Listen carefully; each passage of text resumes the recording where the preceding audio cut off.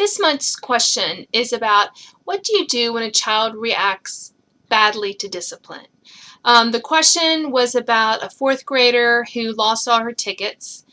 You can read about the ticket method on my website.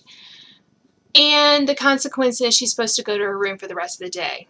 Well, the kid has a meltdown, refuses to go to the room, starts having a temper tantrum right there in the middle of the floor. What do you do? Sometimes we as parents get hung up on the letter of the law. In this case, our child is not obeying the directive to go to the room. And so we start saying things like, you're going to be in your room till Christmas if you don't go to your room. You're going to have to go to your room after school tomorrow. We start adding on to it. Now, piling on can be effective, but not in cases like this. The child's already having a temper tantrum. A child is already disobeying. So what do? Are you supposed to ignore it? Are you supposed to just hope the child goes to their room? No. But think about what's the purpose of the child being in the room. The purpose of the child being in their room is that life for that child stops. There's no ice cream with friends. There's no playing outside. There's no playing games. There's no interacting with the family.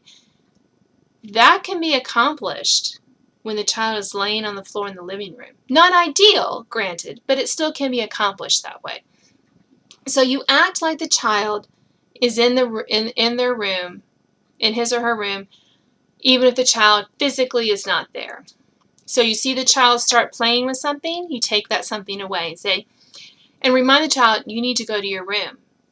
You're being punished.